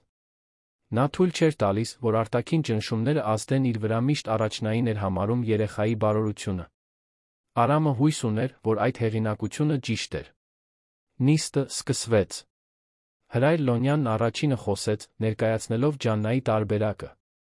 Նա նրան ներկայացրեց որպես նվիրված կին, որը սխալներ էր գործել, այո, բայց զղջում էր երկրորդ հնարավորություն էր ուզում։ Պնդեց, որ Արամն օգտվել էր թուլության պահից, Անահիտին իր օրինական խնամակալից հեռացնելու համար, ֆինանսական շահերից դրդված։ Ներկայացրեց վկաների, որոնք լավ խոսեցին Ջաննայի մասին, պնդելով, որ նա աշխատասեր ազնիվ մարդ է։ Հետո եկավ Մարիամի հերթը։ Նա սկսեց, ներկայացնելով Լուկասի տրամադրած անվտանգության ձայնագրությունները։ Սենյակում բացարձակ լռություն տիրեց, երբ տեսանյութը ցուցադրվեց։ Այն հստակ ցույց էր տալիս, թե ինչպես է Ջաննան վատ վերաբերվում Անահիտին, բռնությամբ բռնում նրան, գոռում նրա վրա։ Հերքելն անհնար էր։ Դա բռնության անվիճելի ապացույցն էր։ Այնուհետ Մարիամը ներկայացրեց բժշկական եզրակացությունները։ Ցույց տվեց Անահիտի վիճակը, երբ նա հասավ ապաստարան, թերսնված, խիստ անտեսման նշաններով, համեմատեց վերջին եզրակացությունների հետ, ցույց տալով նրա վերականգնումը։ Ներկայացրեց Նարինեի, ապաստարանի այլ աշխատակիցների, ուսուցիչների վկայությունները, որոնք բոլորը խոսում էին Անահիտի փոխակերպման մասին, պատշաճ խնամք ստանալուց հետո։ Հետո եկավ Անտոնի հերթը։ Նա բարձրացավ ամբիոն Հովհաննեսի նամակով պատմեց ամեն ինչ։ Խոսեց ընկերոջ անհանգստությունների, մհերի, ժառանգության մասին։ Հրայր Լոնյանը փորձեց վարկաբեկել վկայությունը, պնդելով, որ դա ընդամենը ենթադրություն է, բայց նամակն իսկական էր, Անտոնը համոզիչ էր իր խոսքերում։ Վերջապես եկավ Արամի հերթը։ Նա բարձրացավ ամբիոն, զգալով ոտքերի դողը, բայց նայելով Անահիտին, որը նստած էր Նարինեի կողքին, նրա աչքերում քաջալերանք տեսավ։ Նա խորը շունչ քաշեց, սկսեց խոսել. «Հարգելի դատավոր, ես կատարյալ մարդ չեմ։ Սխալներ եմ գործել կյանքում։ Բայց երբ ես տեսա Անահիտին այն խորտկարանում, կծկված, վախեցած, վատ վերաբերմունքի ենթարկված, ինչ-որ բան արթնացավ իմ մեջ։ Դա հաշվարկ չէր։ Շահագրգռվածություն չէր։ Դա բնազդ էր։ Մարդասիրություն։ Ես չգիտեի, թե ով է նա։ Չգիտեի ժառանգության մասին։ Միայն գիտեի, որ մի երեխա տառապում է, ես կարող եմ օգնել։ Եվ այդ օրվանից ի վեր, ամեն օր, որ անցկացնում եմ նրա հետ, ամեն ժպիտ, որ նա ինձ պարգում է, ամեն անգամ, երբ նա ինձ քեռի է կանչում, սիրտս լցվում է մի բանով, որի մասին նույնիսկ չգիտեի, որ ունակ եմ զգալու։ Ես նրան սիրում եմ, հարգելի դատավոր։ Սիրում եմ այդ աղջկան, կարծես նա իմ աղջիկը լիներ։ Եվ եթե դուք ինձ հնարավորություն տաք, ես խոստանում եմ, որ կնվիրեմ իմ կյանքի մնացած մասը երաշխավորելու, որ նա երջանիկ լինի, որ պաշտպանված լինի, որ մեծանա, իմանալով, որ սիրված է։ Ոչ փողի համար, ոչ ժառանգության համար, այլ նրա համար։ Միայն նրա։ Սենյակում լռություն տիրեց, երբ Արամն ավարտեց խոսքը։ Արցունքները հոսում էին նրա դեմքով, նա նույնիսկ չփորձեց թաքցնել դրանք։ Նա բացել էր իր սիրտը, մերկացրել իր հոգին։ Այժմ մնում էր միայն սպասել։ Դատավորը խնդրեց առանձին խոսել Անահիտի հետ։ Արամը ստամոքսում կծկում զգաց, բայց վստահեց։ Անահիտը մտավ դատավորի սենյակ Նարինեի հետ։ Նրանք այնտեղ մնացին 20 րոպե, որոնք հավերժություն թվացին։ Երբ դուրս եկան, Անահիտը հանգիստ էր, իսկ Նարինեն զուսպ ժպտում էր։ Դատավորը վերադարձավ սենյակ, ընդմիջում խնդրեց, բոլոր ապացույցները վերլուծելու համար, նախքան իր վճիռը կայացնելը։ Արամն այդ ժամը սպասեց, կարծես մի ամբողջ կյանք լիներ։ Դատական նիստերի դահլիճի լռությունը խլացուցիչ էր։ Արամը նստած էր Մարիամի կողքին, ձեռքերը միահյուսած սեղանին, փորձում էր զսպել մարմինը համակած դողը։ Անահիտը Նարինեի հետ մի քանի շարք հետ էր, նույնիսկ առանց ուղիղ նայելու, նա զգում էր աղջկա հայացքը իր վրա, լի հույսով վախով։ Մյուս կողմում Ջաննան պահպանում էր զղջման ուսումնասիրված արտահայտություն, մինչդեռ մհերը զուսպ մնում էր հետնամասում, ինչպես միշտ, նախընտրելով ստվերները գլխավոր դերից։ Դատավոր Հելենա Ռուբինյանը մտավ դահլիճ, թիտակ հաստ թղթապանակ։ Նրա դեմքը ոչինչ չէր մատնում, պահպանում էր։ Այն պրոֆեսիոնալ արտահայտությունը, որը դատավորները սովորում են ունենալ տարիների ընթացքում։ Նա նստեց, ուղղեց ակնոցը, բացեց թղթապանակը իր առջ։ Ժամանակը կարծես կանգ առավ։ Ամեն վայրկյանը մի հավերժություն էր։ Դե ինչ, մանրամասն ուսումնասիրելով ներկայացված բոլոր ապացույցները, լսելով վկայությունները, անձամբ զրուցելով այս գործում ներգրավված անչափահասի հետ, ես որոշում եմ կայացրել։ Արամը զգաց, թե ինչպես սիրտը սկսեց բաբախել։ Եղունգները խրվել էին ափերի մեջ։ Այն ամենը, ինչի համար պայքարել էր, ինչին սպասել էր, որոշվելու էր հենց այդ պահին։ Պաշտպանության կողմից ներկայացված ձայնագրությունները հստակ անհերքելի են։ Դրանք ցույց են տալիս խնամակալ Ջաննա Սահակյանի կողմից անչափահաս Անահիտի նկատմամբ ֆիզիկական հոգեբանական բռնություն։ Բժշկական եզրակացությունները հաստատում են խիստ անտեսման, թերսնման լքվածության ակնհայտ նշանները։ Պարոն Անտոն Մարտիրոսյանի վկայությունը, ուղեկցված անչափահասի հանգուցյալ հոր ձեռագիր նամակով, լույս է սփռում կասկածելի դրդապատճառների վրա, որոնք ներառում են գործարար Մհեր Անդրեասյանին նրա հարաբերությունները խնամակալի հետ։ Դատավորը դադար տվեց, թերթեց մի քանի թուղթ, շարունակեց, նրա հաստատուն ձայնը արձագանքելով դահլիճում։ Բացի այդ, Սուրբ Լույսը ապաստարանի զեկույցները աներկբա կերպով ցույց են տալիս Անահիտի ֆիզիկական հուզական վերականգնումը հաստատությունում ընդունվելուց հետո։ Անչափահասը ցուցաբերում է քաշի պատշաճ ավելացում մասնակցություն դպրոցական սոցիալական միջոցառումներին, ամենակարևորը, մեր առանձնազրույցի ընթացքում ցուցաբերել է ուժեղ առողջ հուզական կապ պարոն Արամ Տավիթյանի հետ։ Նա իր սեփական խոսքերով արտահայտել է, որ իրեն ապահով, սիրված երջանիկ է զգում նրա ներկայությամբ։ Արամը զգաց, թե ինչպես են արցունքները այրում աչքերը, բայց թույլ չտվեց, որ դրանք թափվեն։ Դեռ ոչ։ Ոչ մինչ վստահ լիներ։ Հետաբար ես որոշում եմ անհապաղ չեղյալ հայտարարել Ջաննա Սահակյանի խնամակալությունը անչափահաս Անահիտի նկատմամբ։ Ես նա որոշում եմ քրեական հետաքննություն սկսել տիկին Ջաննա Սահակյանի դեմ երեխայի նկատմամբ բռնության անտեսման, գործարար Մհեր Անդրեասյանի դեմ անչափահասի նկատմամբ մանիպուլյացիայի փորձի երեխայի ժառանգության հետ կապված հնարավոր խարդախության համար։ Անահիտի ժամանակավոր խնամակալությունը մնում է Սուրբ Լույսը ապաստարանին, պարոն Արամ Տավիթյանի պատասխանատվության ներքո, մինչ որդեգրման ընթացակարգերը կարող են պատշաճ կերպով սկսվել ավարտվել։ Դատավորի մուրճի հարվածը դահլիճում որոտի պես հնչեց։ Որոշված էր։ Արամը հաղթել էր։ Անահիտն ապահով էր։ Դահլիճը պայթեց տնտոցներից։ Ջաննան ոտքի կանգնեց գոռալով, բողոքելով, բայց արագ զսպվեց անվտանգության աշխատակիցների կողմից։ Մհերը զուսպ դուրս եկավ հետի դռնով, դեմքը զայրույթի զսպված դիմակ։ Հրայր Լոնյանը թթու արտահայտությամբ հավաքեց իր թղթերը, պարտված։ Արամը հազիվ էր կարողանում ընկալել, թե ինչ է կատարվում։ Մարիամը գրկեց նրան, ժպտալով արցունքոտ աչքերով։ Նարինեն վազելով եկավ Անահիտի հետ, որը այնպիսի ուժով նետվեց Արամի գիրկը, որ քիչ մնաց նրան գցեր։ Նա վերցրեց նրան գիրկը, գրկելով իր ողջ ուժով, զգալով նրա փոքրիկ մարմնի դողը հուզմունքից։ Մենք հաղթեցինք, Անահիտս։ Մենք հաղթեցինք։ Անահիտը լալիս էր, բայց դրանք ուրախության արցունքներ էին։ Նա դեմքը թաղեց Արամի պարանոցին շշնջաց բառեր, որոնք նա ընդմիշտ կպահեր իր սրտում։ Ես գիտեի, որ դու ինձ կփրկես։ Ես միշտ գիտեի։ Նրանք դուրս եկան դատարանից տեսախցիկների լույսերի տակ, բայց Արամին դա չէր հետաքրքրում։ Նա միայն կարող էր մտածել Անահիտի մասին, թե ինչպես վերջապես կարող էին սկսել միասին կյանք կառուցել, առանց վախի, առանց սպառնալիքների։ Այդ գիշեր ապաստարանում փոքրիկ տոնախմբություն եղավ։ Երեխաները Անահիտի համար ողջույնի պաստառներ էին պատրաստել, կարծես նա տուն էր վերադառնում երկար ճամփորդությունից հետո։ Եվ, ինչ-որ առումով, հենց այդպես էլ կար։ Հաջորդ ամիսները փոխակերպման ամիսներ էին։ Արամը պաշտոնապես սկսեց որդեգրման գործընթացը, իրավաբանական թիմի խնամակալության մարմնի լիակատար աջակցությամբ։ Նա որոշեց վերջնականապես տեղափոխվել Դիլիջան, իր բիզնեսը իր հետ բերելով, ամեն ինչ հարմարեցնելով, որպեսզի կարողանա ամեն օր Անահիտի կողքին լինել։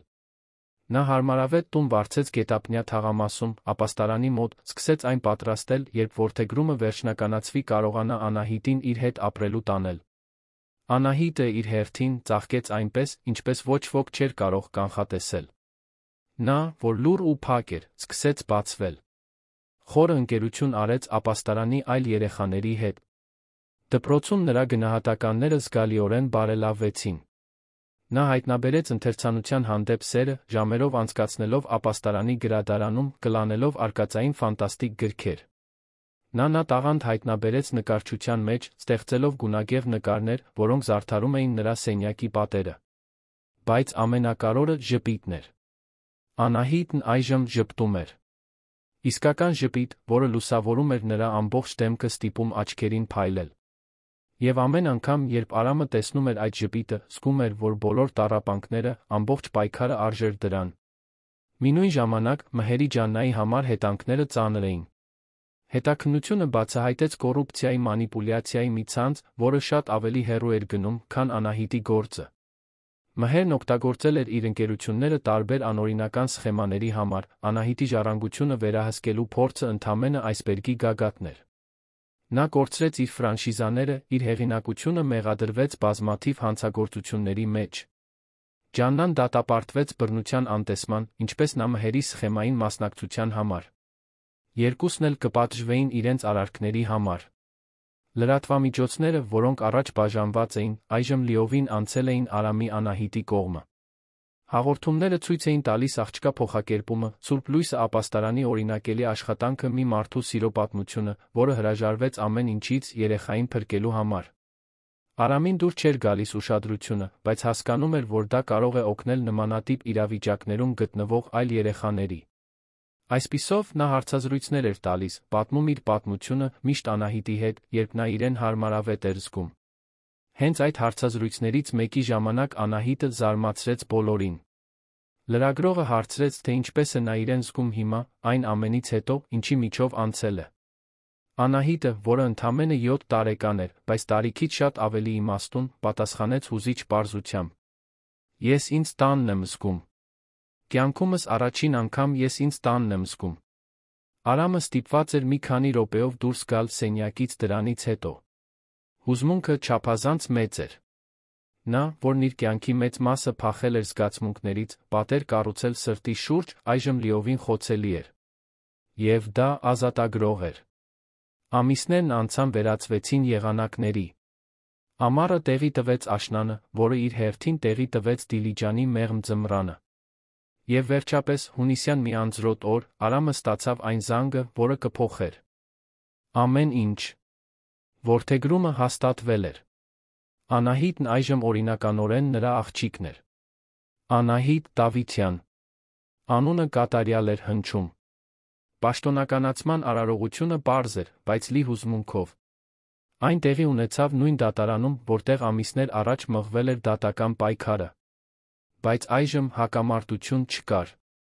Միայն սեր կար։ Դատավոր Հելենա Ռուբինյանը, որը որոշել էր գործը, անձամբ ցանկացավ նախագահել որդեգրման արարողությունը։ Երբ նա պաշտոնական փաստաթղթերը հանձնեց Արամին, աչքերում արցունքներ կային։ Շնորհավորում եմ, պարոն Արամ։ Եվ շնորհավորում եմ, Անահիտ։ Դուք այժմ պաշտոնապես ընտանիք եք։ Արամը դողացող ձեռքերով ստորագրեց փաստաթղթերը։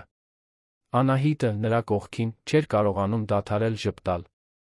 Երբ ամեն ինչ ավարտվեց, երբ բոլոր թղթերը ստորագրված կնքված էին, նրանք գրկախառնվեցին։ Հայր դուստր։ Ընտանիք։ Վերջապես։ Տոնակատարությունը տեղի ունեցավ ապաստարանում, որը այնքան հատուկ էր դարձել երկուսի համար էլ։ Նարինեն գեղեցիկ խնջույք էր կազմակերպել, գունավոր զարդարանքներով, տորթով, քաղցրավենիքով ապաստարանի բոլոր երեխաների ներկայությամբ։ Անահիտը փայլում էր, հագնելով նոր զգեստ, որը Արամը հատուկ գնել էր այդ առիթով։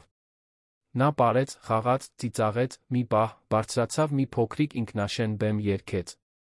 Դա պարզ երգ էր, մանկական երգ, որը նրան սովորեցրել էին դպրոցում։ Բայց այնպես, ինչպես նա երգեց, սրտից բխող երջանկությամբ, հուզեց բոլոր ներկաներին։ Երբ երգն ավարտվեց, ծափահարությունները հնչեցին, Անահիտն իջավ բեմից, քայլեց դեպի Արամը։ Նա ձեռքերում ինչ-որ բան էր բռնել։ Մի փոքրիկ փայտե տուփ, խնամքով փաթեթավորված։ Արամն անմիջապես ճանաչեց այդ տուփը։ Դա այն նույն տուփն էր, որը նա թողել էր խորտկարանի սեղանին այն օրը, երբ ամեն ինչ սկսվեց։ Նա լիովին մոռացել էր դրա մասին այդ օրվա խառնաշփոթի մեջ, բայց ինչ-որ մեկը պետք է պահած լիներ հետո վերադարձրած։ Հայրիկ, ես ուզում եմ սա քեզ տալ։ Դա առաջին անգամն էր, որ Անահիտը նրան հայրիկ կանչեց։ Բառը դուրս եկավ բնական, առանց ջանքերի, ուղիղ խոցեց Արամի սիրտը։ Նա դողացող ձեռքերով վերցրեց տուփը, բացեց այն։ Ներսում Անահիտի նկարած մի փոքրիկ նկար կար։ Այն պատկերում էր երկու կերպար, ձեռք ձեռքի տված, մի բարձրահասակ տղամարդ, մի փոքրիկ աղջիկ, լուսավորված տան դիմաց։ Երկնքում աստղեր էին փայլում։ Եվ ներքի մասում, Անահիտի դեռ մանկական ձեռագրով գրված էին բառերը. Շնորհակալություն ինձ տուն տալու համար։ Արամը չկարողացավ զսպել արցունքները։ Դրանք ազատ հոսում էին նրա դեմքով, մինչ նա գրկում էր Անահիտին, պահելով նրան այնպես, կարծես այլս երբեք բաց չէր թողնելու։ Դու ինձ տուն տվեցիր, Անահիտս։ Դու ինձ փրկեցիր։ Նրանք այդպես մնացին երկար ժամանակ, հայր դուստր, միմյանց բուժելով, միասին կառուցելով մի բան, որը երկուսն էլ կարծում էին, որ երբեք չեն ունենա։ Ընտանիք։ Տուն։ Իսկական սեր։ Ամիսների ընթացքում Արամն ու Անահիտը տեղափոխվեցին այն տունը, որը նա պատրաստել էր։ Դա հարմարավետ վայր էր, բակով, որտեղ Անահիտը կարող էր խաղալ, նրա նկարներով զարդարված սենյակով, գրքերով լի գրադարանով, որոնք սպասում էին կարդացվելուն։ Բայց նրանք երբեք չհեռացան Սուրբ Լույս ապաստանից։ Արամը շարունակեց լինել բարերար կառավարիչը, այժմ էլ ավելի մեծ նվիրումով։ Եվ Անահիտը միշտ այցելում էր գրքեր խաղալիքներ տանելով մյուս երեխաների համար, կիսվելով իր գտած երջանկությամբ։ Հենց այդ այցելություններից մեկի ժամանակ Արամը հայտարարեց հատուկ նախագծի մասին։ Անահիտի ժառանգության մի մասով, որն այժմ պատասխանատու կերպով կառավարվում էր նրա կողմից, աղջկա անունով, սեփական միջոցներով, նա պատրաստվում էր ապաստարանում նորդ կառուցել։ Դա կլիներ երեխաների համար գեղարվեստական թերապևտիկ գործունեությանը նվիրված տարածք։ Կլինեին նկարչության, երաժշտության, թատրոնի, ընթերցանության սենյակներ։ Մի վայր, որտեղ Անահիտի նման երեխաները կարող էին արտահայտվել, բուժվել, հայտնաբերել իրենց տաղանդները։ Նորդի բացումը տեղի ունեցավ գարնանային մի արոտ օր։ Ներկա էին պաշտոնյաներ, լրագրողներ, ապաստարանից երեխաներ որդեգրած ընտանիքներ, իհարկե, այնտեղ ապրող բոլոր երեխաները։ Անահիտը, այժմ արդեն 8 տարեկան, ընտրվել էր բացման ժապավենը կտրելու համար։ Նա նյարդայնացած էր, բայց հպարտ, երկու ձեռքով բռնելով մեծ մկրատը, մինչ Արամը նրան ուղղորդում էր։ Երբ ժապավենը կտրվեց, բոլորը ծափահարեցին, Անահիտը մտավ նորդ, աչքերը լայն բացվեցին։ Ամեն ինչ ներկված էր վառ գույներով։ Կային մոլբերտներ, սպիտակ կտավներով, որոնք սպասում էին լցվելուն, երաժշտական գործիքներ, նոր գրքերով դարակներ փոքրիկ բեմ թատերական ներկայացումների համար։ Դա իրականացած երազանք էր։ Գլխավոր պատին, աչքի ընկնող տեղում, շրջանակված էր առաջին նկարը, որը Անահիտը նկարել էր Արամի համար, այն մեկը, որը ցույց էր տալիս հորն ու դստերը ձեռք-ձեռքի տված, լուսավորված տան դիմաց։ Դրա տակ մի ցուցանակ կար, որի վրա գրված էր. Անահիտ Դավթյանի անվանդ, որտեղ յուրաքանչյուր երեխա կարող է գտնել իր տունը արվեստի միջոցով։ Անահիտը արցունքոտ աչքերով նայեց Արամին։ Գեղեցիկ է, հայրիկ։ Կատարյալ է։ Արամը ծնկի իջավ նրա կողքին, գրկեց նրան։ Դու ես կատարյալ, աղջիկս։ Եվ ես երբեք չեմ հոգնի ասելուց, թե որքան եմ քեզ սիրում։ Այդ գիշեր, երբ բոլորը գնացել էին ապաստարանը հանգիստ էր, Արամն ու Անահիտը նստած էին այգում, դիտելով աստղերը։ Դա խաղաղության, երախտագիտության, այն ամենի մասին խորելու պահ էր, ինչ նրանք միասին ապրել հաղթահարել էին։ Հայրիկ, կարծում ես, ճակատագիր գոյություն ունի։ Արամը մի պահ մտածեց, նախքան պատասխանելը։ Ես առաջ կարծում էի, որ ոչ։ Կարծում էի, որ ամեն ինչ զուգադիպություն է, պատահականություն։ Բայց քեզ հետ ծանոթանալուց հետո, Անահիտս, սկսեցի այլ կերպ մտածել։ Գուցե այո, գոյություն ունի։ Գուցե ես քեզ գտնելու կարիք ունեի այնքան, որքան դու գտնվելու։ Գուցե մենք իրար ենք փրկել։ Անահիտը ժպտաց, այն ժպիտը, որն այժմ այնքան բնական էր, այնքան իսկական։ Ես էլ եմ սիրում այդպես մտածել։ Նրանք այնտեղ մնացին, մինչ երկինքը լիովին մտնեց, ապաստարանի լույսերը մեկ առ մեկ վառվեցին։ Ներսում նրանք կարող էին լսել մյուս երեխաների ծիծաղը, շտապող քայլերի ձայնը, կյանքը, որը շարունակվում էր։ Եվ Արամը մտածեց, թե ինչպես էր այդ ձայնը դարձել իր կյանքի ամենագեղեցիկ սաունդթրեքը։ Երեխաներ, որոնք ծիծաղում են, խաղում, մեծանում անվտանգության մեջ, սովորում են վստահել վաղվա օրվան։ Նա վերադարձել էր Դիլիջան, ակնկալելով միայն փակել անցյալի շրջափուլերը։ Երբեք չէր պատկերացնի, որ իր ապագան կգտնի ճամփեզրի խորտկարանում, մի աղջկա վախեցած աչքերում, որը փրկության կարիք ուներ այնքան, որքան ինքը։ Անահիտը ոչ միայն այն դուստրն էր, որի մասին նա երբեք չգիտեր, որ ուզում է։ Նա բուժումն էր այն վերքերի, որոնց մասին նա նույնիսկ չգիտեր, որ կրում է։ Եվ այդ գիշեր, նրա կողքին նստած աստղերի տակ, Արամ Դավթյանը վերջապես իրեն ամբողջական զգաց։ Վերջապես իրեն տանը զգաց։ Որովհետ տունը վայր չէր։ Տունն այնտեղ էր, որտեղ սերն էր ապրում։ Եվ սերը նա հայտնաբերել էր, այն 8 տարեկան աղջիկն էր, որն այժմ բռնել էր նրա ձեռքը, հույսով նայում էր աստղերին։ Անահիտը կմեծանար ուժեղ, ապահով, սիրված։ Նա կգնար դպրոց։ Ընկերներ կունենար, երազանքներ կունենար, մարտահրավերների կհանդիպեր։ Բայց այլս երբեք մենակ չէր լինի։ Այլս երբեք լքված չէր լինի։ Որովհետ նա այժմ ընտանիք ուներ։ Հայր, որն իրեն անվերապահորեն սիրում էր։ Տուն, որը միշտ նրան բաց գրկով կսպասեր։ Իսկ Արամը, այն մարդը, որը 20 տարի փախել էր Դիլիջանից, փախել անցյալից, փախել զգացմունքներից, վերջապես գտել էր խաղաղություն։ Գտել էր նպատակ։ Գտել էր սեր։ Եվ այս ամենը շնորհիվ ճամփեզրի խորտկարանում պատահական կանգ առի ճիշտ բան անելու խիզախության, երբ ուրիշ ոչ ոք չէր նայում։ Երբեմն, մտածեց Արամը, դիտելով Անահիտի քնելը իր կողքին աստղալից երկնքի տակ, երբեմն կյանքը մեզ տանում է հենց այնտեղ, որտեղ մենք պետք է լինենք։ Երբեմն, երբ ամենաքիչն ենք սպասում, գտնում ենք այն, ինչ միշտ փնտրել ենք։ Եվ երբեմն, փրկելով մեկին, մենք ի վերջո փրկում ենք ինքներս մեզ։ Եվ այսպես, սիրտը լի երախտագիտությամբ աչքերը ուրախության արցունքներով, Արամ Տավիթյանը բռնեց իր դստեր ձեռքը ժպտաց։ Նրանք մի ամբողջ կյանք ունեին առջում։ Միասին։ Որպես ընտանիք։ Որպես հայր-դուստր։ Որպես երկու փրկվածներ, որոնք միմյանց մեջ գտան իրենց անհրաժեշտ բուժումը։ Եվ դա նրանց պատմության միայն սկիզբն էր։ Սիրելի ունկնդիրներ, հուսով ենք, որ Արամի Անահիտի պատմությունը խորապես հուզեց ձեր սիրտը։ Եթե դուք հուզվեցիք սիրո, խիզախության, փրկության այս ճամփորդությունից, դրեք ձեր լայքը այս տեսանյութի տակ, բաժանորդագրվեք ալիքին, ակտիվացրեք զանգակը, բաց չթողնելու ոչ մի պատմություն։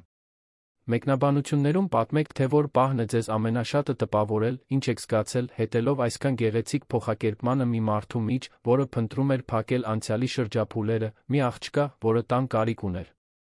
Ամեն օր մենք ներկայացնում ենք այսպիսի ինտենսիվ իսկական պատմություններ, որոնք բացահայտում են մարդկային հոգու ամենախորը կողմը, որոնք մեզ հիշեցնում են սիրո ուժի ճիշտ բան անելու կարողության մասին, նույնիսկ երբ դա դժվար է թվում։ Ձեր մասնակցությունը չափազանց կարևոր է, որպեսզի մենք շարունակենք կիսվել այս պատմություններով, որոնք տաքացնում են սիրտը ոգեշնչում փոփոխությունների։ Սպասում ենք ձեզ հաջորդ թողարկմանը, մեկ պատմությամբ, որը կհուզի ձեզ։ Մինչ շուտով, միշտ հիշեք, սերը փոխում է ամեն ինչ։